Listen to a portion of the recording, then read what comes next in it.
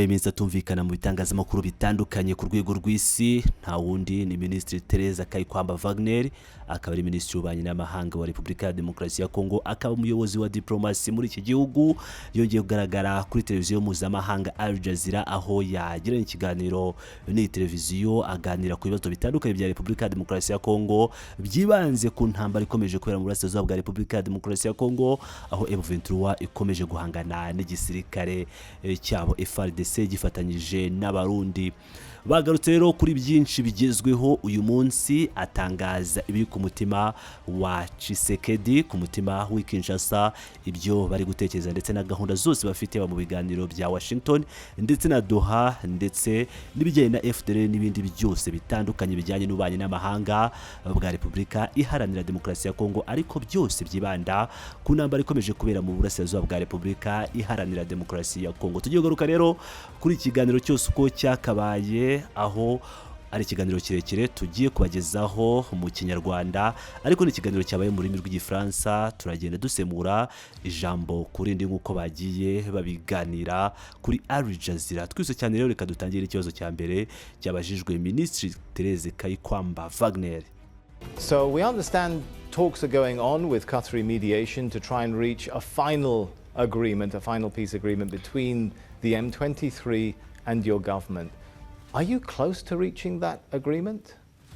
Yatangiye amubaza ati tumaze iminsi twumva ko ibiganiro biri gukorwa binyuze mu buhuza bwa Qatari kugira ngo mujye mu masezerano ya nyuma, amasezerano y'amahoro hagati ya M23 na guverinoma yanyu. Ese mwaba muri hafi yo kugera kuri ayo masezerano? Minisitiri Min.Kayikwamba ati amahoro ahora ari urugendo. Nizera ko turi hafi kurusha uko twari turi mu minsi mike ishize, ibyumweru bishize cyangwa amezi ashize.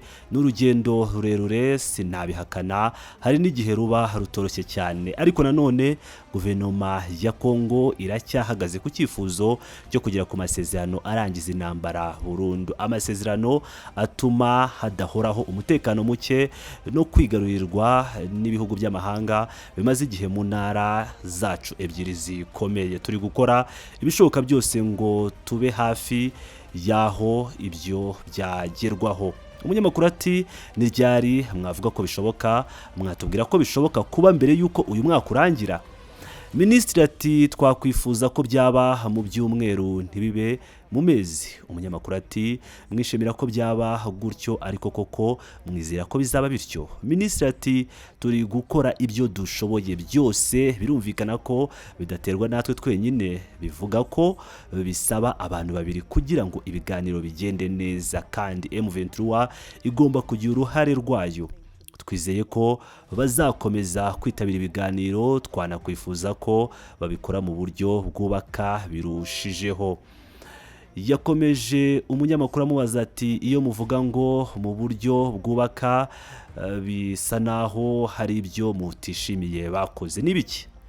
Minisitiri ati natangira mvuga kwica abaturage b'inzirakarengane, navuga kwigarurira ubutaka bwa leta ku bufasha bw'ingabo za RDF, ingabo z'u Rwanda. Nshobora kandi kuvuga ko nubwo turi mu biganiro by'amahoro bakomeje gushinga no gukomeza ubuyobozi bw'inyongera, ibintu bishobora gusenya burundu ihame ry'ubutegetsi bwite bwa leta, bavuga ko barwanira kurengera Repubulika Iharanira Demokarasi ya Congo. Ibi byose bigaragaza ikinyuranyo gikomeye hagati y'uko biyitira ko bari kwitwara mu biganiro nuko bimeze ku butaka. Ikinyuranyo kiratandukanye cyangwa kiraremereye cyane, kikaba kiri no kuremerera abaturage bacu. Umunyamakuru ati ibyo muvuga nk'ubwicanyi n'ubuyobozi bw'inyongera, ese ntibyongeye kuganirwaho mu biganiro? Kandi amakuru avuga ko hari impaka zikomeye ku ngingo z'ingenzi, ko M23 igomba gusenyuka igasubira inyuma igasubiza ubutaka bwa leta. Ese iyo ngingo iracyavugwaho? Minisitiri ati iyo urebye ku myanzuro y'inama y'umutekano ya Loni, umwanzuro w'2773, iyo urebye ku masezerano twasinye n'u Rwanda i Washington tariki ya 27 Kamena, urabona ko intego irimo gukorwaho ari imwe. gusubizaho ububasha bwa leta ku butaka bwose. Nta mugambi n'umwe ushobora guhamagarira Congo kwemera ko hari imbaraga z'abasirikare zishobora kuguma ku butaka bwayo igihe kirekire zigahungabanya ubutegetsi n'amategeko. Umunyamakuru ati none se murumva M23 izabyemera? Nubwo hari amasezerano y'Idoha mwashyizeho umukono tariki ya 19 Nyakanga. Minisitiri ati ndumva hari intera irimo guterwa, ariko kandi hari ibyo turushaho kwifuza tubona ku butaka, bigaragaza ko baje mu biganiro bafite ubushake nk'uko babivuga. Umunyamakuru ati ariko murizera ko M23 izabyemera? Ati twizera ko twebwe tuzahora duhagaze ku mahame yacu, icyo M23 izakora n'inshingano yabo bwite. Umunyamakuru arongera amubaza ati ariko se murizera ko baganira mu kuri kandi bemera icyo gitekerezo? Minisitiri ati nge ndeba ibimenyetso, si ukwizera gusa. Ibimenyetso biranyereka ko bitabira ibiganiro, ko bakora inama bagasinya ku mpapuro zimwe, ariko ibimenyetso binyereka n'ibiri ku butaka. Ibyo nari navuze haruguru, aha niho tugomba gushyiramo uburemere bw'impande zose, kandi niho abaterankunga n'abafasha mu biganiro bafite uruhare runini.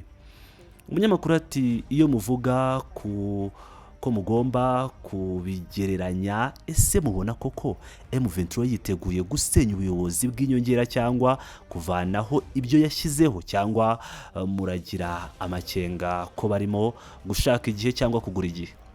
Minisitiri ati ndizera ko bazageraho bakemera ukuri, ko Repubulika ya Demokarasi ya Congo itazihanganira ko bakomeza kuguma ku butaka barimo kwigarurira, ko n'abandi bafatanyabikorwa benshi batabyemera, kandi iyo ni imyanya yo kwishyira mu bwigunge.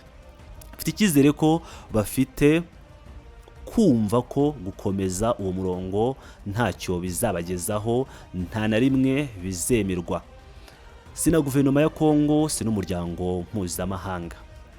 Umunyamakuru ati reka tuvuge ku bindi birebana n'iki kiganiro. Hari impaka ku byerekeye agahenge ceasefire. Iyo mutekereza agahenge mwasaba ko kaba ari akahe? Kubera iki gahari ubu mutavuga ko gahari neza? Minisitiri ati ndagira ngo ntangire mbisubiremo, ni ukuvuga ko iki kibazo cy'agahenge kidaterwa nuko impande zombi zagombye kuba zishyira mu bikorwa ibyo zemeranyijeho. Ku ruhande rwacu twuzuza inshingano zacu, nta gikorwa cya gisirikare dutangiza, nta ngabo zacu zisatira cyangwa zifata ubutaka bushya, dukora ibyo twemeye mu masezerano. Ariko ku rundi ruhande RDF n'itsinda ryabo M23 barakomeza kwigarurira ubutaka bwacu, kugaba ibitero ku ngabo za FRDC no ku mutwe wa Wazalendo, no gusenya burundu ibyo twagezeho mu biganiro by'ubuhuza. Niyo mpamvu tuvuga ko agahenge katubahirizwa ku ruhande rumwe gusa. Umunyamakuru ati ariko impande zombi zihora zivuga ko zirinze gutangiza imirwano, mwaba mubyemeza ko aribo batangira? Minisitiri ati ndabivuga mu kuri, tugomba kubivuga ku mugaragaro kandi nta bwoba. Nibo batangiza imirwano, nibo bagaba ibitero, nibo bambura abaturage ibice bashaka kwigarurira. Ntabwo ari bivugwa gusa, nibigaragara ku butaka iminsi yose. Umunyamakuru ati muvuga byinshi kuri RDF, ingabo z'u Rwanda, ese biracyari uko? RDF iracyari kumwe n'ingabo za M23 ku butaka? Minisitiri ati ibi si ibyo gusebya, si ibyo gukabya, ni ibigaragazwa n'ibimenyetso ibihumbi byatanzwe n'inzego mpuzamahanga zitandukanye. RDF iracyari ku butaka bwa Congo kandi igaba ibitero, ikagena ibikorwa bya M23, ikanafata ibyemezo bikomeye by'imirwano. Nta muntu ukwiye kubisha cyangwa kubyirengagiza, ni ukuri. Umunyamakuru ati ariko ubwo se iyi ntambara izarangira iti niba mu byo mwifuza harimo ko M23 isenyuka bidasubirwaho? Birashoboka koko mu biganiro ko bumva ko bagomba gusenyuka? Minisitiri ati twebwe turavuga ibintu uko biri. Igisubizo cy'ibi bibazo si intambara y'iteka, abaturage bacu bakeneye amahoro burundu. Umwuka wo kwigarurira ibice bya Congo ntabwo uzemerwa na leta yacu. Nta mande nta mpamvu n'imwe. Iyo uvuze gusenyuka kwa M23 si igitekerezo cya Congo iriho yonyine, ni ibisabwa n'amategeko n'amasezerano, n'imyanzuro ya Loni na EU na EAC, bose babivuga kimwe. Ntabwo ari uburyo bushya kubana n'umutwe w'iterabwoba ufite ubutegetsi bwawo, ntabwo bizemerwa muri Congo. Niyo mpamvu turi mu biganiro kugira ngo ibyo byose bisubizwe mu murongo ukwiye. Umunyamakuru ati ariko se hari icyizere ko aho bigeze muzaba mu nzira nziza? Ese mubona impaka zikomeye zishobora gukemuka? Minisitiri ati yego, kuko nubwo hari ibyo tutumva kimwe na M23, hari ibindi byinshi impande zombi zemera ko hakenewe amahoro, ko abaturage bafite ibibazo bikomeye, ko iterambere ridashoboka mu ntambara, ko Congo idashobora gukomeza kugirwa ahantu habera intambara idahoraho. Iki nicyo gituma ibiganiro atari uguta igihe cyangwa guta umwanya, hari aho bitugeza. Umunyamakuru ati ese abahuza nka Katari baratanga umusaruro ndetse murabishimiye? Minisitiri ati turabishimira byimazeyo kuba hari igihugu cyiyemeje gukoresha umwanya wacyo, ubushobozi bwacyo n'ububasha bwacyo nka diplomasi mu gukemura ibibazo byacu, ni ibintu bikomeye cyane. Ariko nanone kwishimira ntabwo bituma duhisha ukuri. Haracyari inzitizi, haracyari ibikorwa bitubahiriza ibyemeranyijwe, haracyari ibintu M23 igomba gukora mu buryo bugaragara, ariko abahuza baratuma urugendo rutava mu murongo. Dukomeje, umunyamakuru yamubaje ati muri byinshi muvuga muhora mushimangira ko RDF, ingabo z'u Rwanda, arizo zituma iyi ntambara ikomeza. Ese mukeka ko u Rwanda rufite inyungu ki ku kubangamira umutekano wa Congo? Minisitiri ati ntabwo ndi hano ngo mvuge ku nyungu z'u Rwanda, icyo mvuga ni ingaruka z'ibikorwa byabo. Icyo turi kubona n'amaso yacu ni iki: RDF yigaruriye ibice bigari by'uburasirazuba bwa Congo, yohereza abasirikare n'ibikoresho by'intambara, ifasha M23 mu mirwano yose, ndetse ishyiraho uburyo bwo kugenzura imijyi n'imirenge imwe yose cyangwa amateritwari yose bagiye bigarurira. Niyo mpamvu umuntu atavuga ku nyungu zabo, ibyo bakora birahagije kugira ngo bigarurire buri wese ko, cyangwa ngo bigaragarire buri wese ko bibangamiye umutekano n'ubusugire bwa Congo. Umunyamakuru ati ariko se niki musaba M23 mu buryo bw'umwihariko, ibintu by'ingenzi bishobora gutuma muvuga ngo noneho harimo intambwe? Minisitiri yasubije ati biroroshye kandi birasobanutse. Icya mbere hari uguhagarika imirwano ako kanya nta mananiza. Icya kabiri ni ugukura ingabo zabo ku butaka bwacu. Icya gatatu urumva harimo demobilisation no gusubira aho bari imbere ya 2021, icyo cyari cya kabiri. Icya gatatu ni ukureka ibice birimo umwiryane, no kuva ibice bafashe imijyi, imihanda, ibirindiro n'ahandi bafite ubuyobozi cyangwa bashyizeho ubuyobozi bwabo butemewe. Icya kane hari ugusubiza leta ibikoresho n'imitungo bafashe n'ibigo byose basahuye. Icya gatanu ni ukureka gukoresha abaturage nk'ingwate ndetse n'abayobozi bo mu duce bagenzura. Icya gatandatu ni ukwemera inzira y'ubwiyunge, aho amaboko y'intwaro asimburwa n'imbwirwaruhame y'amahoro. Ni ukuvuga ngo nta gihugu na kimwe ku isi cyakwemera umutwe w'igisirikare wishyiriraho ubutegetsi mu bice byacyo. Ibyo tubisaba ku mpamvu z'amategeko n'umutekano, si ikintu gishingiye ku marangamutima. Umunyamakuru yakomeje abaza Min.Kayikwamba Backgr ati hari ikibazo gikomeye abaturage, hari imibare ibabaje cyane ku bavuye mu byabo, abishwe n'ab'imirwano yimuye. Ese mubona ko ibyo biganiro bishobora kugira icyo bibamarira bidatinze, cyangwa abaturage bazakomeza kubabara? Minisitiri ati mu by'ukuri abaturage nibo bigora ndetse nabo bahura n'ingaruka kurusha abandi bose cyangwa ikindi cyose. abantu barenga miliyoni 6 bamaze kuva mu byabo mu burasirazuba bwa Congo. Hari abishwe, abashimuswe, abajyanwa ku ngufu. Ibi byose ntibishobora gukomezwa ngo tuvuge ko hari intambwe. Niyo mpamvu turi kuvuga ko ibyo M23 na RDF bakora bihabanye n'ibyo bavuga mu biganiro. Niba koko dushaka amahoro, tugomba kureba ibya mbere abaturage, abagore, abana, abasaza n'abandi bose bari mu nkambi zitandukanye. Umunyamakuru ati muri ibi byose hari ikibazo cy'impunzi zivuga ko zitinya gutaha mu gihugu cyanyu. Hari abavuga ko bahohoterwa bitewe n'ubwoko bwabo. Mwabivugaho iki?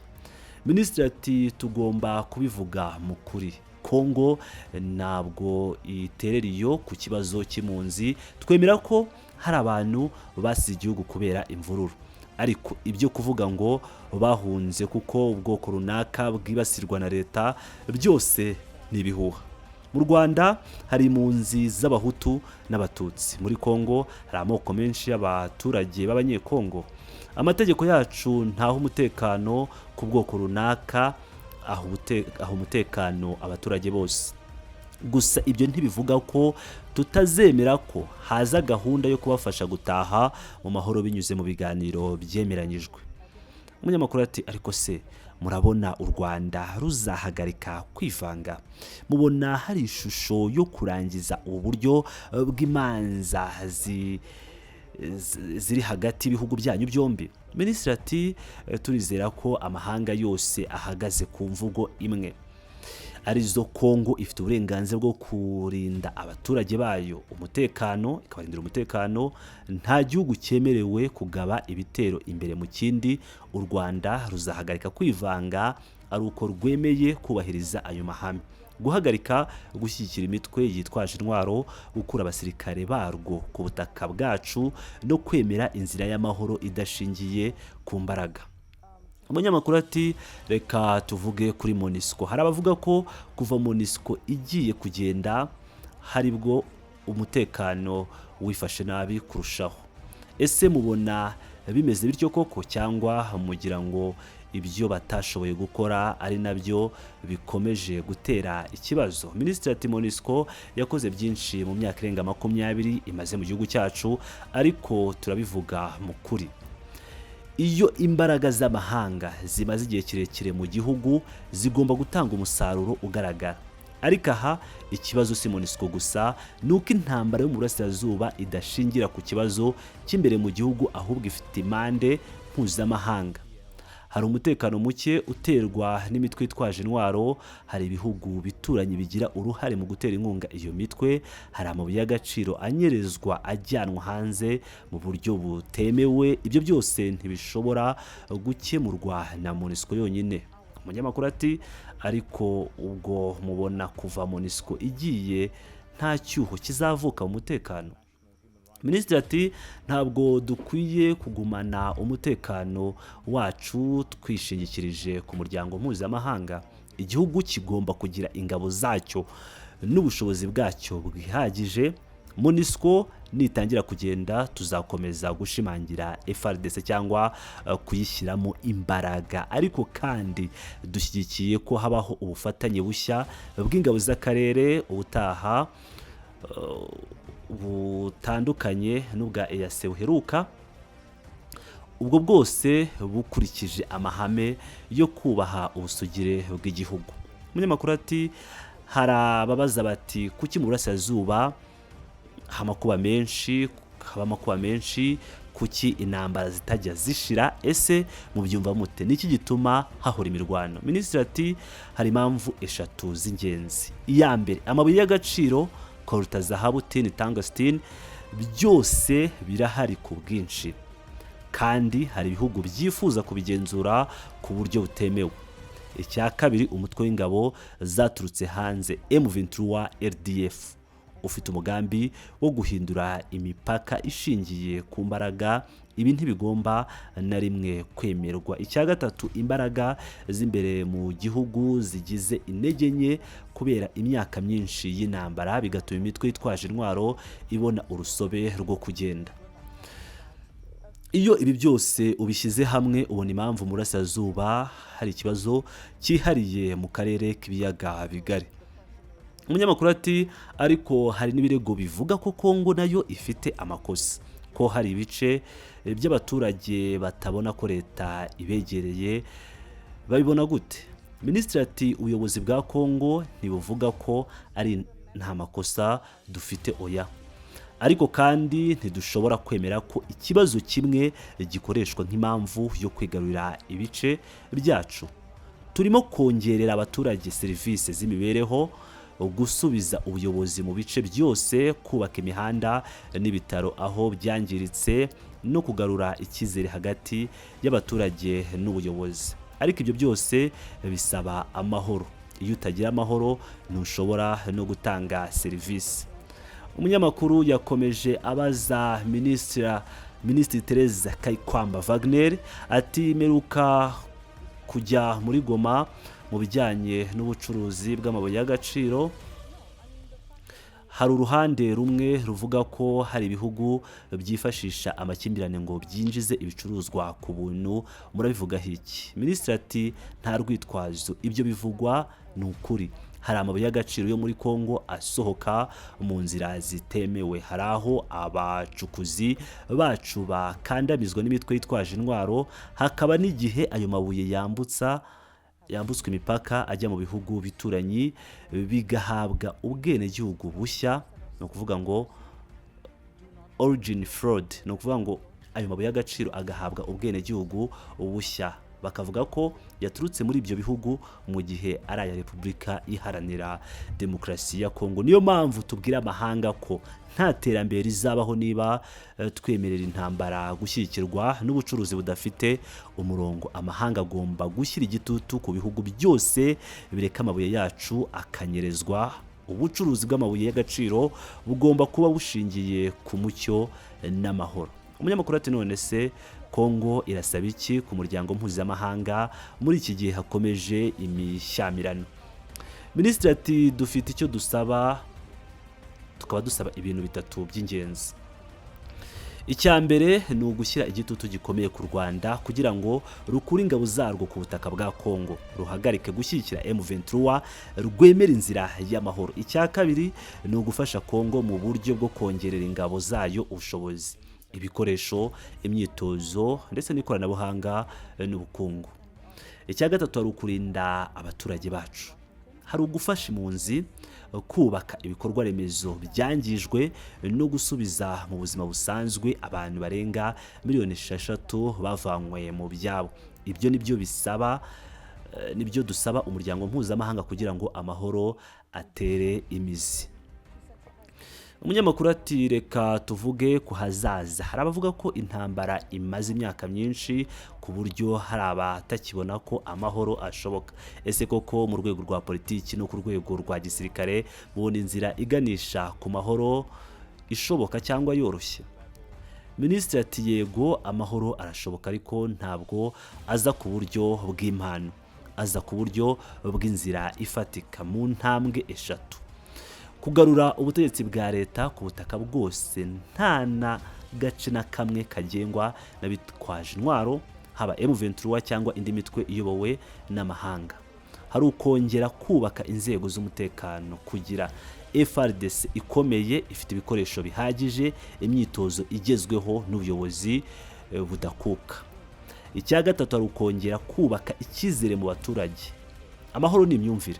Abaturage bagomba kwizera ko igihugu kibitaho kurusha uko imitwe yitwaje intwaro ibashukisha intwaro cyangwa amafaranga yavanywe mu duce twambuwe leta. Iyo ubyubatse uko, amahoro abashoboka. Umunyamakuru arakomeza ati ariko intambara iracyakomeza. Ejo bundi habaye ibitero byinshi, mubona mu gihe gito izi ntambwe zishoboka? Minisitiri ati ndakubwiza ukuri, turimo gukora ku bintu byose, no kuvuga ngo ni ibintu bibiri icyarimwe, kurwana no kuganira. Ariko nubwo byombi bigenda bikomeza byose byunganirana, ibiganiro ni ingenzi, ariko tugomba no kurinda abaturage bacu umunsi ku munsi. niba M23 na RDF bakomeje kudutera ntidushobora kubirebera ngo tuvuge ko turi mu biganiro. Ibiganiro nibivanaho inshingano yacu yo kurinda igihugu. Umunyamakuru ati haravuga ko mushobora gushyiraho uburyo bushya bwo kuganira n'indi mitwe yitwaje intwaro imbere mu gihugu. Nibyo koko Minisitiri ati yego, igihe cyose hari imitwe ifite ubushake bwo gushyira intwaro hasi, kwemera amategeko, kwinjira mu buzima busanzwe, leta irabareba kandi irabaha inzira. Ariko ibyo ntibikora ku mitwe yateye igihugu ivuye hanze yambaye imyambaro y'ingabo z'amahanga igafashwa n'ibikoresho bituruka mu kindi gihugu. Aho si ibibazo byo kwiyunga ku baturage, ni ibibazo byo kubahiriza ubusugire bw'igihugu. Umunyamakuru ati reka tuvuge ku baturage. Muri ibi byose ubona ko guverinoma iri kubigaragaza ite? Ese ubona ko bafite icyizere? Minisitiri ati abaturage bacu turi kumwe ku ruhande rumwe, nta munsi n'umwe ntumva amasengesho, ubutumwa n'amajwi y'abantu bavuga bati dufashe madamu minisitiri, duharanire amahoro.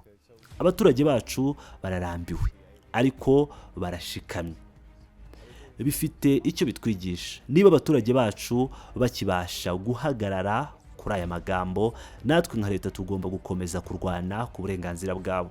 Ibyo bituma tuguma mu biganiro, bituma tuguma ku murongo w'amahame, bituma duharanira ko intambara irangira burundu.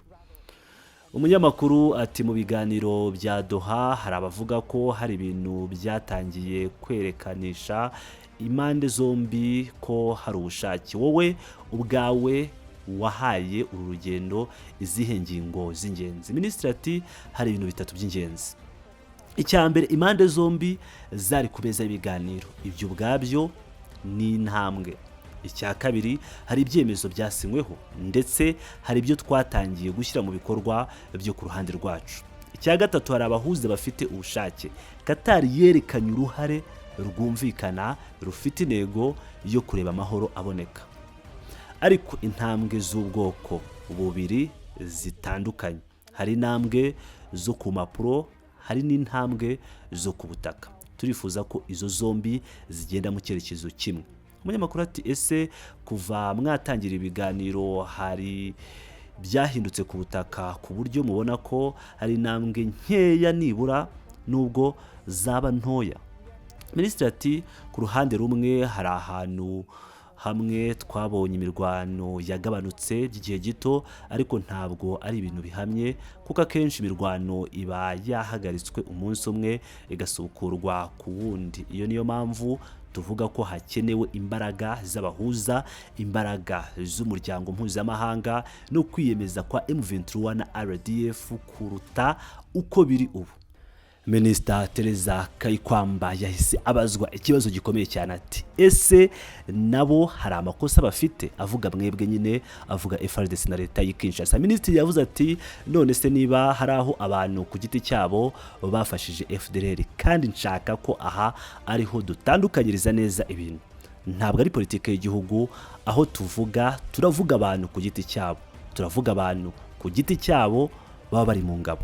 Kandi iyo tubonye ibimenyetso kuri ibyo, dufite inzira ziteganywa n'amategeko zo kubaryoza ibyo bakoze no kubahana. Minisitiri ati akomeza agira ati ku rundi ruhande urebye ukugaragara ko ingabo z'u Rwanda cyangwa ingabo z'u Rwanda ziri mu gihugu cyacu zirenga 6,000 zoherejwe muri Congo. Ntabwo tuvuga abantu bahuriyeyo cyangwa abasirikare bake bigometse, ntabwo tuvuga abasirikare 2 cyangwa 3 bisanze mu gihugu cy'abaturanyi bagahitamo gukora ibyo bishakiye. None se ikibazo ni iki? Niba ufite ingabo 6,000 z'u Rwanda ku butaka bwacu, ibyo si politiki y'igihugu?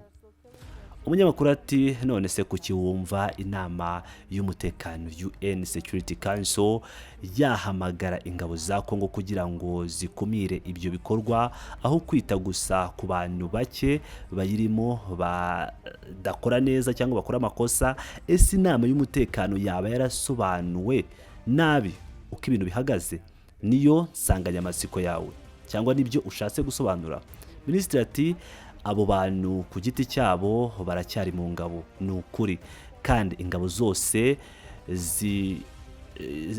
zibarizwamo abo bantu kandi zigomba kwemeza ko imyitwarire itajyanye na gahunda za gisirikare bakabiryozwa. Umunyamakuru ati ariko se kuki ingabo zanyu zigomba gusohora itangazo cyangwa zagomba gusohora itangazo ku wa 10 Ukwakira 2025 zibura abasirikare kutajya gukorana na FDLR? Kuki ingabo zagombye no kuvuga bene ibyo mu ruhame? Minisitiri ati kugira ngo tubateguze ko hazabaho ibihano. Umunyamakuru yakomeje abaza minisitiri ati ariko se kuki byakabaye ngombwa kuba babwira ko cyangwa ko muhita mubategeka ko bazahanwa kandi mwari mwavuze ko ari abantu bake abadasanzwe?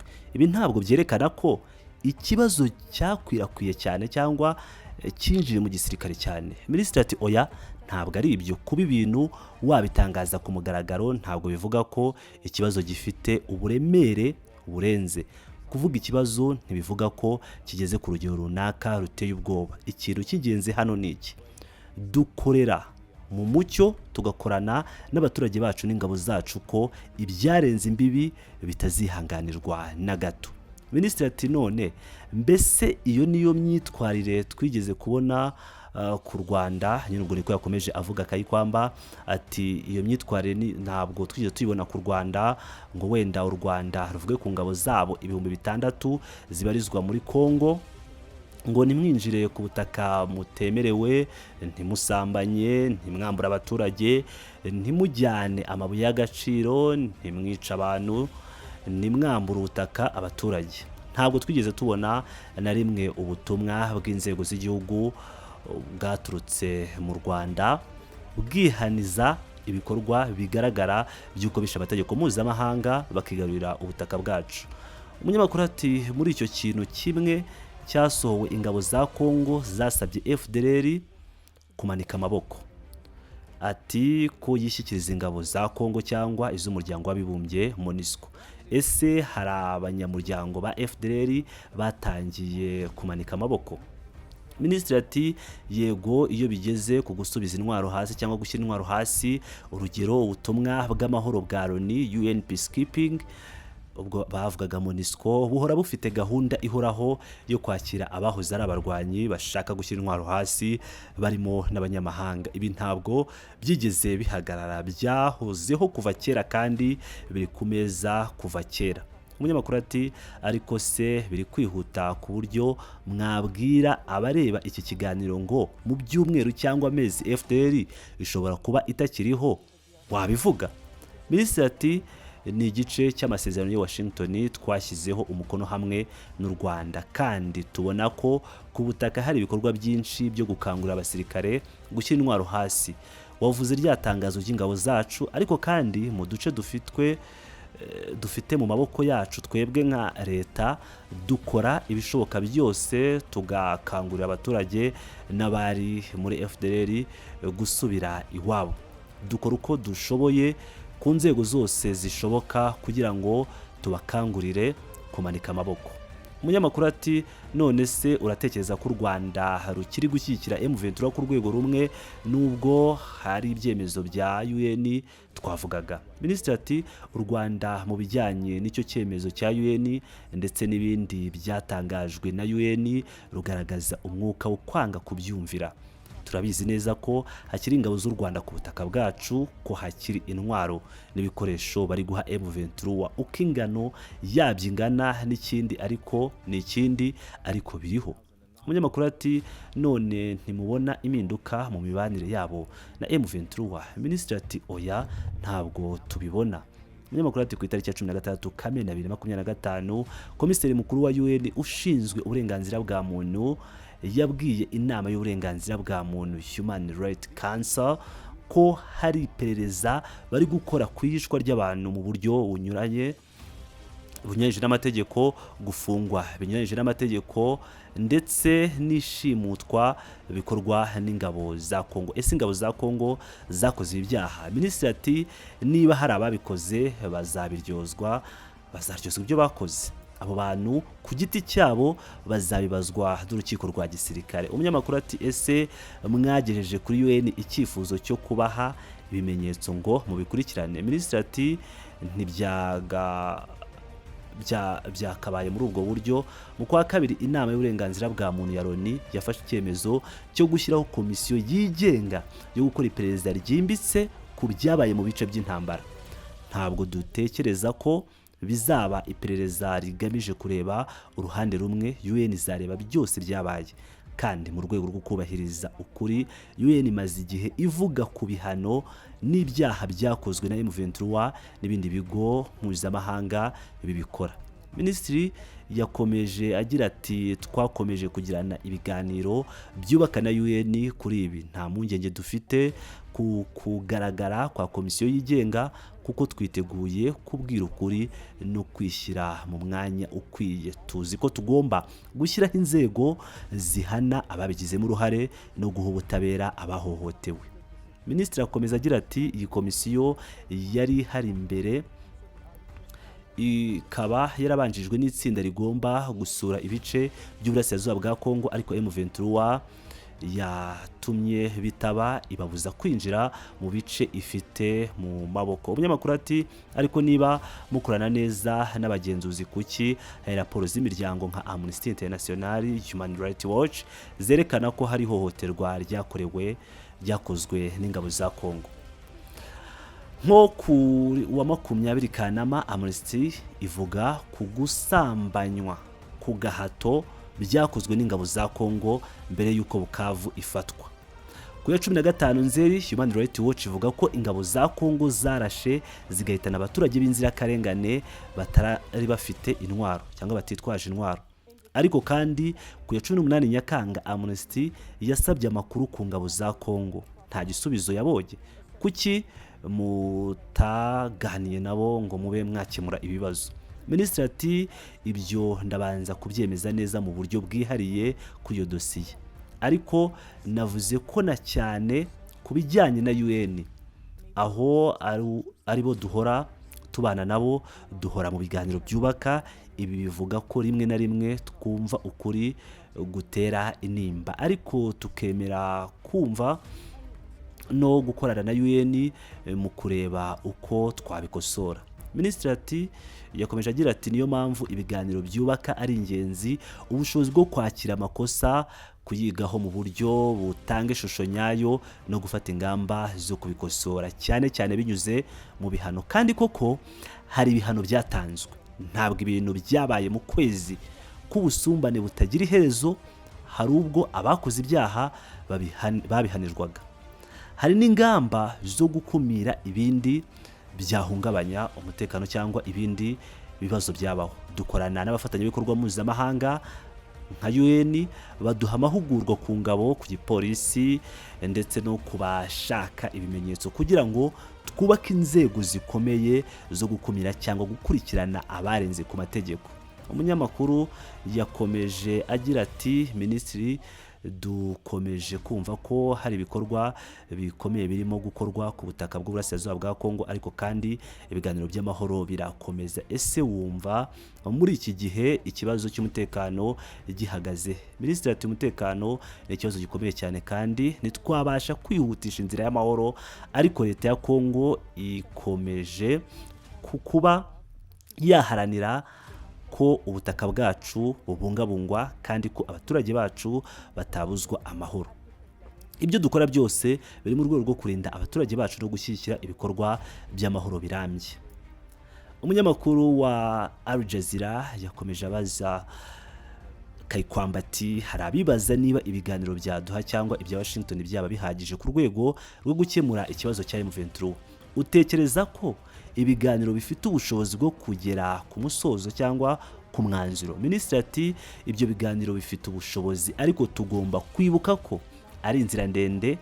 Hari byinshi bigomba gukorwa kugira ngo haboneke ubushake bw'impande zose, kandi buri wese agira uruhare mu gushyira mu bikorwa ibyemezo byafashwe. Buri kintu kigenda gahoro, ariko tugamije kugera ku mahoro arambye. Umunyamakuru ati ese wumva ko ku ruhande rwa M23 hari ubushake bwo kubahiriza ibyo bemeranyijweho cyangwa hari impungenge? Minisitiri ati hari ibikorwa bimaze kugaragara ko M23 igaragaza ubushake bwo kuganira, ariko hari byinshi byo gukora ku rwego rw'ukuri no gushyira mu bikorwa ibyo bemeranyije, bityo ni ngombwa gukomeza kugenzura, gukangurira no gukurikirana ibikorwa kugira ngo ubutegetsi bw'igihugu bwubahirizwe. Umunyamakuru ati kuri gahunda yo guhererekanya imfungwa mu byumweru cyangwa amezi ashize hari aho bigeze. Minisitiri ati turimo gukora ibishoboka byose kugira ngo guhererekanya imfungwa bikorwe mu buryo bwizewe kandi bwubahirije amategeko. Twifuza ko byaba mu byumweru bishize ariko tugomba kuba maso no ku ruhande rwa M23 kugira ngo byose bikorwe neza. Umunyamakuru ati ku byerekeye uburenganzira bwa muntu hari raporo zigaragaza ihohoterwa ryakozwe n'ingabo za Congo na M23. Ese leta ya Congo irashaka gukemura ibibazo? Minisitiri ati yego rwose, leta yacu ikorana na UN n'abandi bafatanyabikorwa mpuzamahanga mu gukurikirana no gukemura ibyaha byabayeho. Dushyiraho uburyo bwo guhana ababikoze kandi tugaharanira ko ibikorwa nk'ibi bitazongera kubaho. Ni igikorwa gihoraho cyo kubaka ubushobozi bwo gukumira no gukurikirana amakosa mu ngabo zacu n'abapolisi. Umunyamakuru ati hari aho bigeze ku birebana n'uburyo bwo gukumira amakimbirane no gukosora amakosa yabaye mu minsi yashize. Minisitiri ati yego, harimo amahugurwa ku ngabo zacu, ku bashinzwe iperereza ndetse no ku bapolisi kugira ngo ubushobozi bwo gukumira amakimbirane no gukemura ibibazo ku buryo bw'amahoro bwiyongere. Turakomeza gushyira imbaraga mu kurinda abaturage bacu no gukomeza gushyigikira inzira y'amahoro irambye. Umunyamakuru ati mwabonye gute uruhare rw'abahuza b'amahanga nka Leta Zunze Ubumwe za Amerika na Qatar mu kugarura amahoro muri Congo? Minisitiri ati bafite uruhare rukomeye. Mu myaka yashize ibindi biganiro byagiye bigorwa kubera kutagira abahuza bafite ubushobozi bwo gukurikirana no gushyira mu bikorwa ibyo bemeranyijeho cyangwa ibyemeranyijweho. Ubu abafatanyabikorwa mpuzamahanga bafite ubushobozi, bafite inzira zo guhana impande zose kandi bafite ubushake bwo gushyigikira amahoro arambye. Ibi biratuma dufite icyizere cyinshi mu rugendo rw'amahoro. Umunyamakuru wa Al Jazeera ati mu gihe cy'imyaka 30 y'intambara biragaragara ko amahoro arambye agomba kuba ku nyungu z'abaturage. Ese igihugu cya Congo gifite icyizere ko ibi bizagerwaho?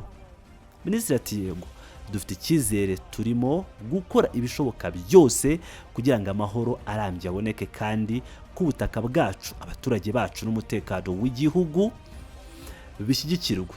Ntabwo ari urugendo rworoshye ariko hari ubushake bwo kugera ku ntego.